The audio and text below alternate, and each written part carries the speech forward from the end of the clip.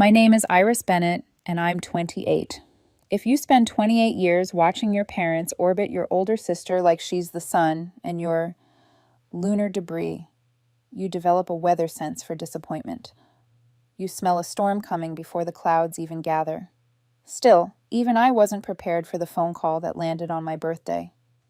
Another candle blown out by someone else's wish. "Sweetheart, we need to talk," Mom said in her conflict management voice, half kindergarten teacher, half hostage negotiator. I was in my studio apartment in Portland, eating day-old pad thai straight from the carton, because that's what hustle looks like when you freelance. Aluminum forks and hopeful invoices. "What's up, Mom?" "Well," she began too brightly, "your father and I have decided to help Taylor with a down payment." I waited for the rest. There wasn't any. "That's great for Taylor," I said, tasting the sesame oil and the familiar after-flavor of being an afterthought. "We're giving her $100,000, Mom added, like she was unveiling a charity gala donation. The number clanged in my skull. I almost dropped the noodles.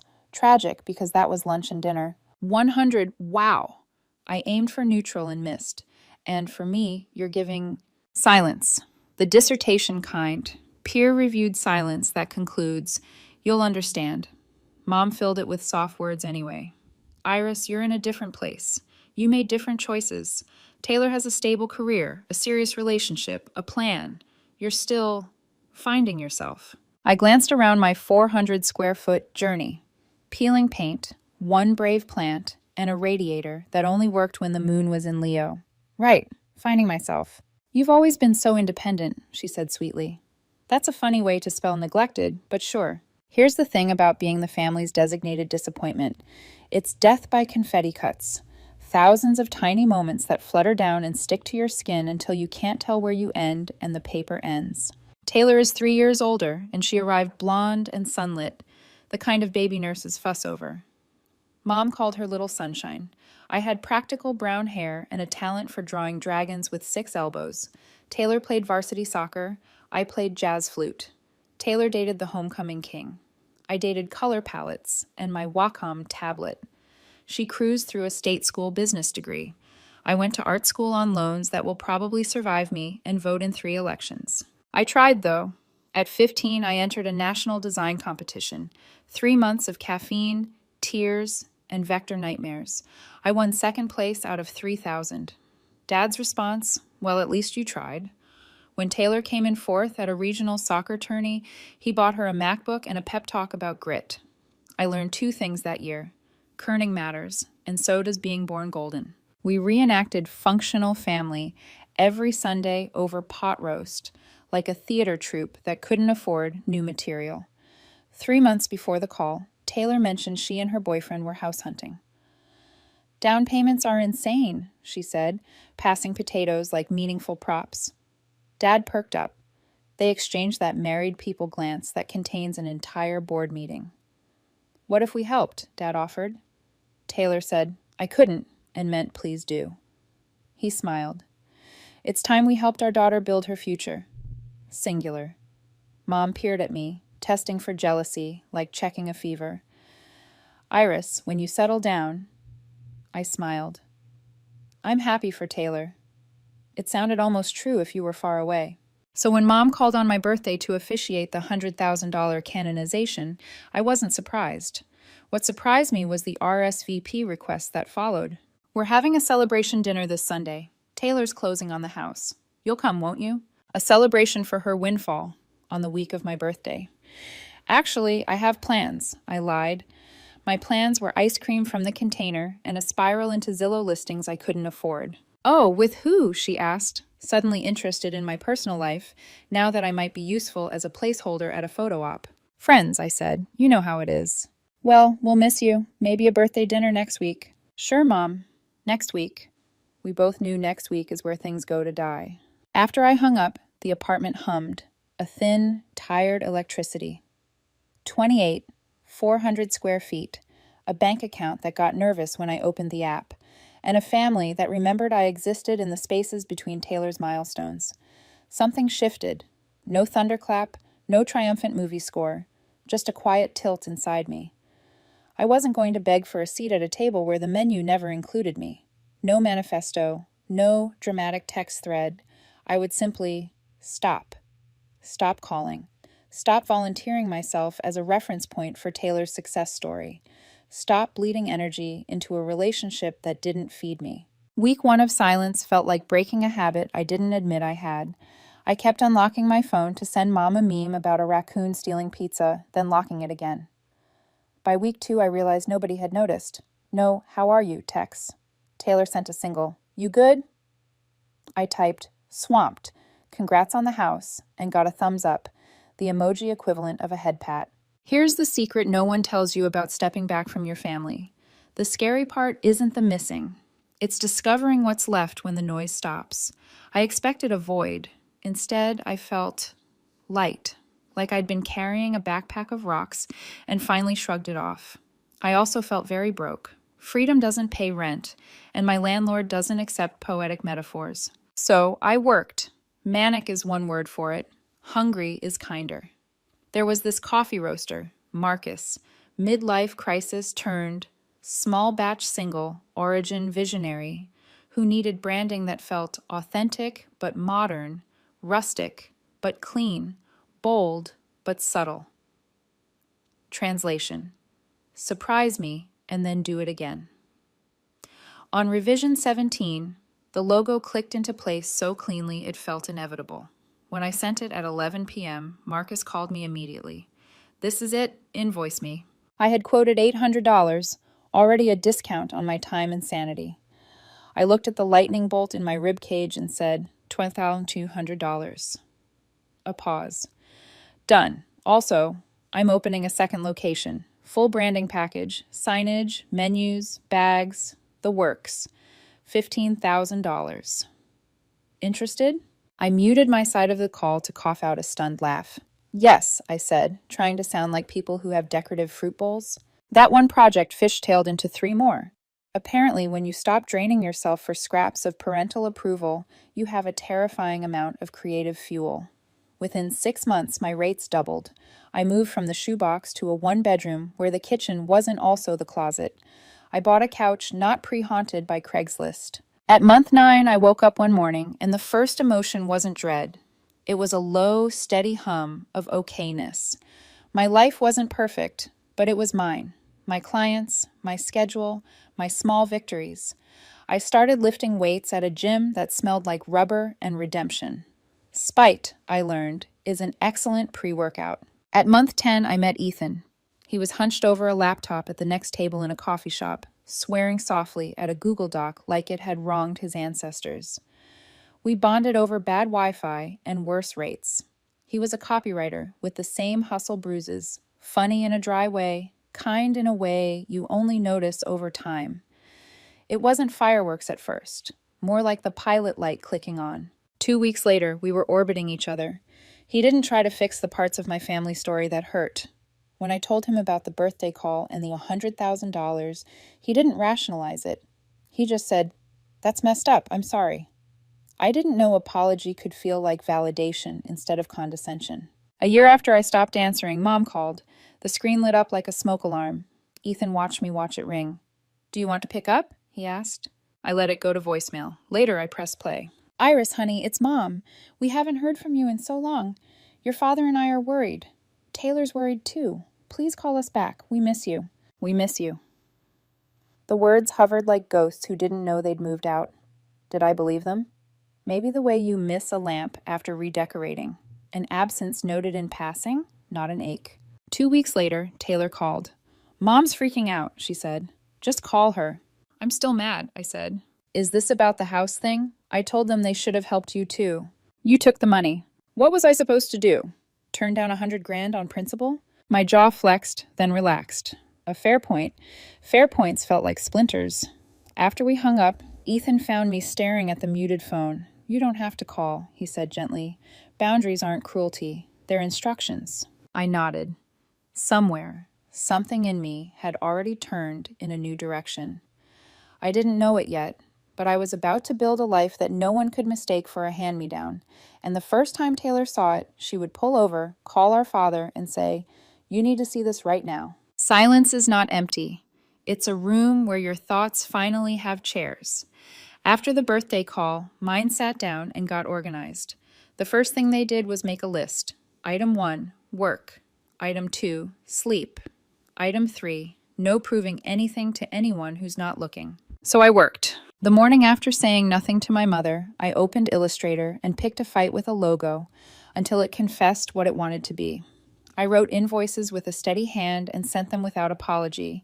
I answered emails before noon and did not narrate my self-worth to people who measured value in square footage and wedding registries. Marcus, the coffee roaster with a voice like a vinyl record and hands permanently dusted with beans, was my turning point. He wanted the impossible. Authentic but modern, rustic but clean, bold but subtle. On revision 17, the mark landed. 2 angled strokes nested in negative space, a shape that looked like steam and a mountain at the same time. When I sent it at 11:03 p.m., Marcus called right back. "This is it," he said. "Invoice me." I quoted 800. "You underquoted." "I know." The little lightning rod in my ribcage flickered. "It's 1,200. He didn't even sigh. "Done. Also, second shop next year. Full brand package, signage, packaging, menus. 15,000. Interested?" On my kitchen counter, an old candle flickered, like it was trying to start the applause.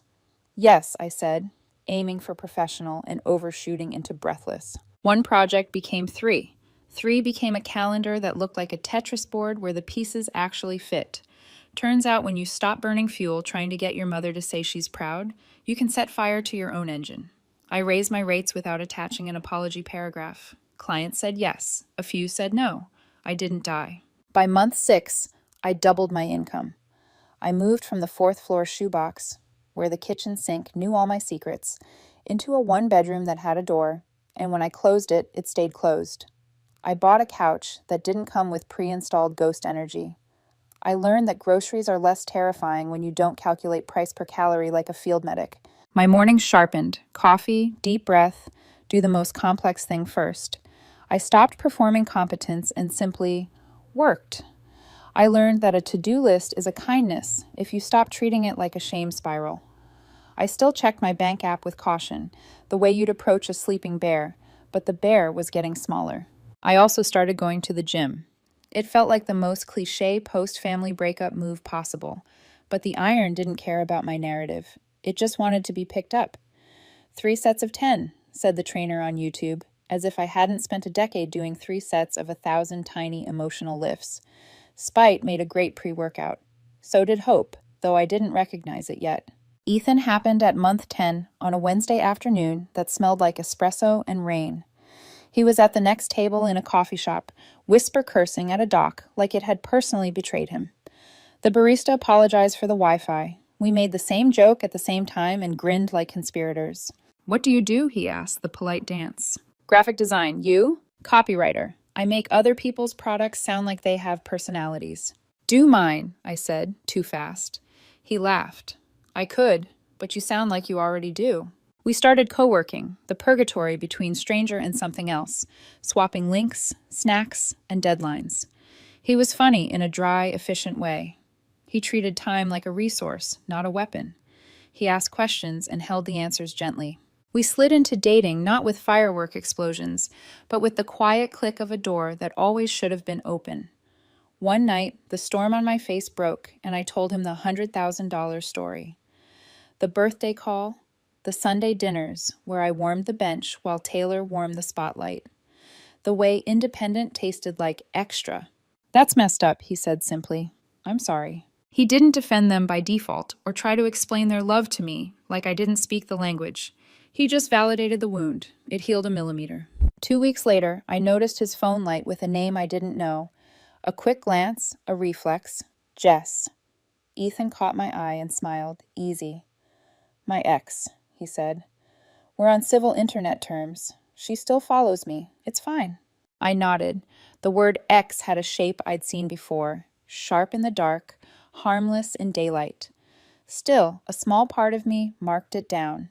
In families like mine, triangles were common architecture. I promised myself we weren't building one. At month 12, my phone flashed a lighthouse I'd been avoiding. Mom. Ethan watched it ring like you watch a loaded truck reverse toward your porch. Do you want to answer? He asked. I let it go to voicemail and pressed play later when the room felt steady. Iris, honey, it's Mom. We haven't heard from you in so long. We're worried. Taylor's worried too. Please call us back. We miss you. We miss you drifted through the apartment like potpourri. Pretty, non-nutritive, bought for company. Did they miss me? Maybe the way you missed the lamp you replaced, an impression where a shape used to be. 2 weeks later, Taylor called. I answered because curiosity is a muscle I haven't learned to rest. Mom's freaking out, she said instead of hello. Taylor doesn't do small talk. She does bullet points. Can you just call her so she calms down? I'm still mad, I said. About the house, about everything. I told them they should have helped you too, she offered, like a receipt. But you know how they are. They said you're independent. She paused. What was I supposed to do? Turn down $100,000? The honest answer was maybe, but honesty would only make her defensive and me righteous. Neither of us needed that. I'm not asking you to give it back, I said. I'm asking you to see what it meant. Silence. A new one. Not peer-reviewed. Raw. I didn't know, she said finally. It wasn't an apology, but it wasn't nothing. After we hung up, I stared at my phone long enough for the screen to go black. Ethan leaned on the doorframe. You don't have to call your mom, he said. Gosh. I know. You also don't have to never call her. I know. Then what do you want? I hated that question because it sounded simple and lived like calculus. I want to stop being the villain in a story I didn't write, I said. I want to not owe anybody the soft version of myself. He crossed the room and took my hand, that easy, unshowy way of his. Then write a different story. I did. Quietly. I raised my rates again and didn't add emoji to soften the number. I turned down 2 projects that smelled like chaos. I redesigned a bakery's entire brand for a fee that made my old self blush. I went to bed before midnight and woke up with fewer ghosts. I saved money like a squirrel who'd read the Farmer's Almanac and knew exactly how long winter would be. By month 18, a thought arrived that terrified me with its audacity. Property. Not a house-hunting spreadsheet and panicked Saturday open houses.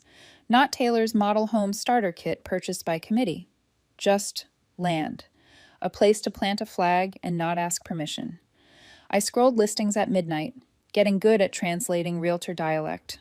Cozy meant cramped. Needs TLC meant bring a priest. As is meant run.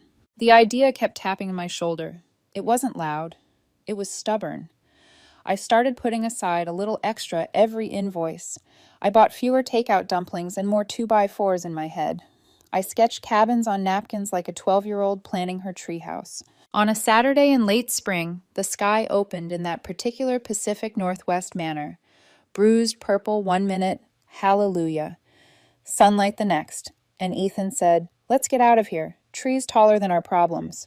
We drove east toward the Columbia River Gorge, windows cracked, playlists alternating between his moody indie and my shameless pop. On the trail, the air tasted like rain and cedar. I felt something unclench that had been gripping my lungs since childhood. At the overlook, a hawk strafed the wind like it owned a deed to the horizon. I wanted that paperwork. We left late, the good kind of tired, both of us smelling like forest and granola bars. The GPS lost signal right as the road forked. Ethan unfolded a paper map from his glove compartment, which felt like finding a cassette tape in a Tesla. We took the wrong turn with full conviction. The asphalt degraded to suggestion. Blackberry brambles flashed by like barbed wire made of sweetness.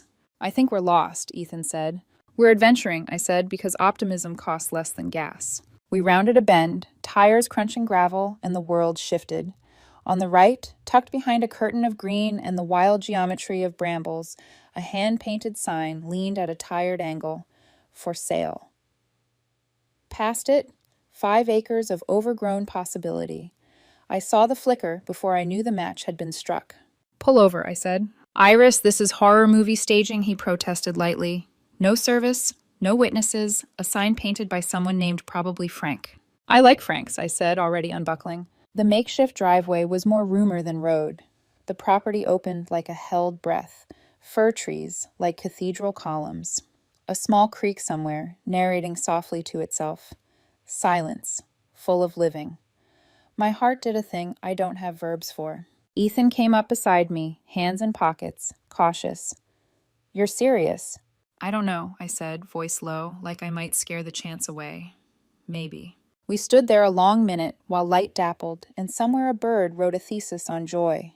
I lifted my phone and snapped the sign with its faded number, as if I could steal this moment by framing it. You want this? Ethan said. It wasn't a question so much as a gentle dare. It probably costs what my parents gave Taylor, I said. The words should have soured the air. They didn't. They just clarified it. Then let's find out. We got back in the car. The GPS blinked alive like it had changed its mind about us. I saved the photo. The number waited in my phone like a seed. That night, sleep came in choppy waves. Land dreamt me back, as a line, a shape, a promise. I woke with the number in my head. I dialed in the morning. The man who answered sounded like he had been smoking gravel since the 60s. Yeah, he said, voice deep, scratchy, blunt. Hi, I'm calling about the property. The one with the hand-painted sign out near the gorge? A pause, then. You saw it, huh? That's mine.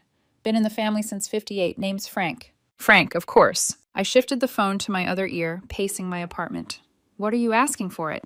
45,000? I squeaked, louder than intended. That's the number. Raw land. No utilities. Needs well. Septic. Power. Driveway's half gone. But land is good. Solid trees. Creek in the back. 45. 45. I had saved 32. Every invoice, every skipped brunch, every secondhand coat instead of new. 32 was a mountain to me, but compared to 45, it might as well have been 32 cents. Would you take 30? I asked, half expecting him to laugh, hang up, and report me to some land dreamer blacklist. Frank chuckled, not unkind. I'm asking 45 because that's what I need. Property taxes, medical bills, can't go lower. I swallowed the hope that had been rising like helium. Fair enough. Thanks for your time. But when I hung up, the image of the land didn't vanish. If anything, it sharpened. Creek flashing like silver thread, firs standing like witnesses. It haunted me. That night, Ethan came over, balancing Thai takeout and 2 sodas. He caught me staring at the photo of the hand-painted sign like it was a newborn. You called, didn't you? He asked. 45, I said, like the number itself was a crime. He set down the bag. And you have 32, which is incredible, by the way, he said gently. You built that out of nothing but your work. Don't shrug at it. I can't afford it. I pushed the noodles around. It's 12,000 short. That's not a gap I can freelance logo my way across overnight. Ethan ate in silence for a moment, watching me spiral. Then softly, what if I helped? I froze, fork midair. Ethan, no. Why not? Because it's your money. And we've been together, 7 months? You can't just... Can't I? His tone was steady, calm. I've got about 8 saved. We could go in together, make it legal. Contracts, percentages, all of that. 60-40 split, whatever reflects what we each put in. The air tightened. My chest fought between wanting and warning. What if we don't last? I whispered. He didn't flinch. Then we figure it out like adults. Buy each other out, or sell, and split. But Iris, he leaned in, eyes sure. You've spent your whole life holding back because you were afraid of what your family would say, or wouldn't say. Are you really going to let fear stop you from something you actually want? I stared at him. He wasn't wrong. But wasn't this too big? Too risky? And yet, the image of that land wouldn't leave me. We called Frank the next morning. I offered 40. He said he'd think about it. 3 days stretched like 3 years. I barely slept, checking my email like Frank would suddenly decide at 3 a.m. and message me, "Sure, kid, it's yours." On the 3rd evening, my phone finally buzzed. "All right," Frank said, 40, but you cover closing costs. My knees buckled. Deal. The paperwork was both anticlimactic and monumental. Pages stacked like towers, signatures turning my hand into a claw. Ethan and I hired a lawyer to draft our agreement. 60% mine, 40% his. If we split, one buys out the other, or we sell. Romantic? Not exactly. Necessary? Absolutely. 2 months later, I was standing in a small office while Frank slid the deed across the table. "It's yours now," he said. "Don't waste it." I held the paper with trembling fingers. Mine. He grinned and handed me the crooked old "for sale" sign as a souvenir. You earned it. Ethan squeezed my hand so hard it hurt, and I didn't care. We drove out the following weekend. The land looked exactly the same and completely different, because now it was mine, or mostly mine, but enough to claim. Blackberry thickets clawed at our jeans as we hauled trash bags of old tires and rusted cans. Every bruise, every scratch felt like currency I was paying toward ownership. We cleared brush until our backs screamed, then collapsed on the hood of Ethan's car. The sky above was stitched with stars. The creek whispered. "This is insane," I said, laughing through exhaustion. "Yeah," Ethan said, "but it's our insane." And for the first time, the word ours didn't scare me. I started sketching plans. At first, little doodles on napkins, boxy shapes with pitched roofs, nothing special. But they grew into blueprints of possibility, a small cabin, a loft bedroom, a place where silence wouldn't mean absence, but peace. When I told one of my design clients about it, James, a young architect, his eyes lit up. "What if we make it a showcase?" he said. "You do my branding and trade. I'll design you a sustainable, efficient home we can document for both portfolios." The idea was intoxicating. Not a McMansion, not a parental handout, just 600 square feet of rebellion, crafted by my own hands. That night, I lay awake with pencil smudges on my fingers and a vision in my chest, a cabin rising from soil that never cared about golden children or forgotten birthdays, a home born of stubbornness and spite, and, maybe, hope. I didn't know it yet, but building that cabin would change everything. And when my family finally saw it, their voices would crack in ways I had waited my whole life to hear. The land didn't welcome us. It dared us. Blackberry vines bit into our legs as we hauled out rusted cans and splintered wood, the creek muttering like it was unimpressed with our ambition. Every Saturday, Ethan and I drove out, armed with gloves, borrowed tools, and an optimism that smelled faintly of bug spray. The first month was just cleanup, trash bags, scratches, blisters, sweat. But each cleared patch was proof. The property was no longer a dream. It was bending, slowly, to our hands. I showed my doodled sketches to James, the architect client I designed a brand for. He flipped through them like a magician riffling cards, then stopped. "What if this wasn't just your project?" he said, eyes gleaming. I frowned. "What do you mean?" "Let me design it, a showcase project. You do my branding, I'll do your house. Sustainable, efficient. We document the whole build. My firm gets publicity, you get design you couldn't afford otherwise." I hesitated. "James, I can't pay." "Not in cash," he interrupted. "In design. That's your currency." I looked down at the sketch in my lap. 4 walls and a roof, as crude as a child's drawing, and back up at him. He was serious. "Okay," I whispered. "Let's do it." We spent weeks bent over drafts and models, trading coffee for ideas. The plan? 600 square feet, loft bedroom, composting toilet, rainwater system, solar panels. It wasn't about eco-crusading, it was about survival. Running utilities out here would have bled us dry. The budget, $65,000, permits and materials included. I had 15 left after the land. Ethan put in 10. The rest came from a small construction loan at an interest rate that made me nauseous. I signed anyway. Construction started in spring. Foundation poured by professionals, framing by contractors. But everything else, everything, I insisted on learning. YouTube became my second university. 90% problem solving, 10% swearing, James told me, grinning when he found me cursing at a stubborn beam. He wasn't wrong. Ethan painted and sanded. I measured and remeasured until the tape blurred. My client Marcus showed up some Saturdays with a crew of his baristas, all too happy to trade a day's labor for pizza and beer. We worked until our muscles trembled. My hands developed calluses layered over calluses. I lost 15 pounds without trying. But slowly the cabin rose. Each weekend, new progress. Walls standing, roof sealed, windows reflecting the trees. The air smelled of sawdust and sweat and possibility. We finished by autumn. The day I screwed in the last cabinet handle, golden light poured through the windows like it had been waiting for this exact moment.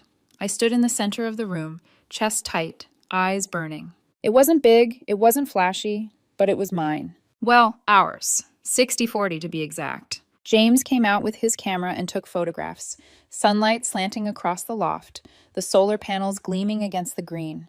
From a certain angle, the cabin looked like something that belonged in Architectural Digest, which was insane considering it had been built on weekends and stubbornness. I posted one photo online, just the cabin against the trees. Caption, "Built this, proud." By evening, It had more likes than anything I'd ever shared. By morning, a local design blog had messaged asking to feature it. By the end of the week, 3 new clients had contacted me, wanting a logo that feels like that. Validation tastes better when it's earned. But not all attention is welcome. Ethan's phone pinged one night while we sat on the porch, eating takeout by lantern light. I glanced without meaning to. Jess. His ex. She'd messaged, saw the cabin. Looks amazing. Proud of you. The old bruise inside me throbbed. She's still texting you? Ethan looked at me, steady. It's nothing. Just her being polite. I wanted to believe him, and I did. Mostly. But I also knew how thin the line was between polite and prying. He reached across the table, touched my hand. I'm here, with you, not her. I nodded. The doubt didn't vanish, but it loosened. That night, lying in the loft, I listened to the creak outside and felt something I hadn't in years. Not joy exactly, something quieter, sturdier. The ground beneath me was mine. The walls around me had grown from my sweat. For the first time in my life, I wasn't just surviving in someone else's story. I was building my own. And sooner than I realized, that story would collide with the one I thought I'd left behind. Because my sister Taylor was about to stumble across my cabin, and nothing would be the same after that. The collision came on a Sunday of all days, the day my family still used to pretend we were whole. I was out at the property, perched on a step stool, painting the trim around the loft window. Ethan was outside splitting kindling. The steady thud of the axe like a heartbeat. The air smelled of cedar and fresh paint. Peaceful. Mine. Until tires crunched on gravel. I froze, brush mid-stroke. No one ever came down this road unless they were lost. I wiped my hands on my jeans and stepped outside. There, halfway up the makeshift driveway, stood my sister Taylor. Her car door was open, her phone pressed to her ear. She was staring at the cabin like it had sprouted from the earth just to mock her. When our eyes met, she lowered the phone. "What the hell, Iris?" she said. I walked toward her slowly, heart pounding. "Hi to you too." "This," she pointed at the cabin, voice shaking. "What is this?" "My home." She blinked. "You built this? You? How?" "With help. With work. With not waiting for someone else to hand it to me." Taylor's face went pale, then flushed. She turned back to her phone. "Dad, you need to come here, now." "No, you won't believe it until you see it." I felt the ground tilt beneath me. "Taylor, don't." But she had already hung up. 30 minutes later, the crunch of another car. A truck I knew too well. Dad climbed out, Mom right behind him. They both stopped at the sight of the cabin, mouths parted in disbelief. For a second, silence. Then Mom, "Iris, what is this?" "My property, my cabin, 5 acres, I built it." Dad stepped forward, eyes scanning the solar panels, the siding, the creek beyond. "With what money?" he asked, flat. The question sliced deeper than he knew. Not, "I'm proud of you." Not, "This is amazing." Just suspicion. "I earned it," I said. My voice shook, but I didn't break. "Every dollar, no handouts." "But we thought you were struggling," Mom whispered. "I wasn't struggling. I was working, building something without you." Taylor shifted uneasily, arms crossed. "I didn't know," she muttered. "I thought you were still in that shoebox apartment." "Of course you didn't know," I shot back. "Nobody asked." Dad's face softened in a way I'd never seen. "Susan," he said quietly to Mom, "look at this place. She did this, without us. Maybe we were wrong." Mom flinched like he'd struck her. "Don't say that. We've always supported her." I laughed, bitter. "Supported? You gave Taylor $100,000 on my birthday and told me I'd understand because I was independent. That's not support. That's erasure." The 4 of us stood in the clearing, words hanging like smoke. I took a breath. My whole life, I had bitten back, swallowed down, tried to be the understanding one. Not anymore. "You don't get to claim pride now," I said. "You don't get to show up and pretend you saw me all along. If you want to be in my life, it has to change. Boundaries, respect. No more golden child, forgotten child." Taylor's arms dropped. She looked at me, raw and unsettled. "I didn't realize how much I took for granted." Dad cleared his throat. "Can we see inside?" I hesitated. Through the window, I caught Ethan's gaze. He gave the smallest nod. "Yeah," I said finally. "Come in." Inside, their footsteps echoed on the new wood floors. Mom trailed her fingers over the counters like she was touching a stranger's skin. Dad studied the loft, the solar setup, the design touches James had suggested. "This is Impressive, Dad admitted at last. His voice cracked on the word. I stood straighter. It's more than impressive. It's mine. Built without your approval. Built because you didn't believe I could. Mom opened her mouth, then closed it again. For the first time in years, the silence was mine, not theirs. Outside again, the sun was lowering, throwing fire through the firs. I turned to them. If you want a relationship with me, it has to be different. No more comparisons. No more excuses. And if you can't do that, then this. I gestured to the land around us, to the cabin behind me, to the life I had forged. This is where our story ends. Dad swallowed hard. That's fair. Mom's eyes glistened, but she said nothing. Taylor lingered as they turned back toward the truck. For once, she looked smaller than me. I'm sorry, she said softly. For real this time. It wasn't enough, but it was something. And as the sun dipped, I felt it. The ground had shifted. I wasn't the forgotten one anymore. I was the one they couldn't ignore. That night, after the dust of their visit had settled, Ethan and I sat on the porch steps.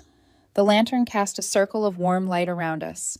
The creek murmured, and the cabin behind me stood like proof carved into the earth. Ethan nudged me gently. How do you feel? I stared into the trees, heart still pounding.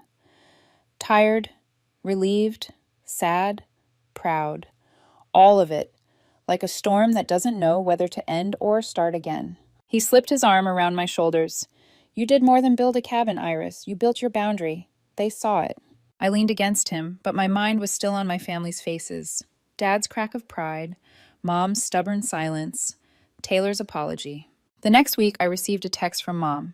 Short, careful. Can we talk, just you and me? I stared at it, thumb hovering. For years, I'd have dropped everything, rushed to meet her, desperate to patch holes she had poked. Now I let it sit.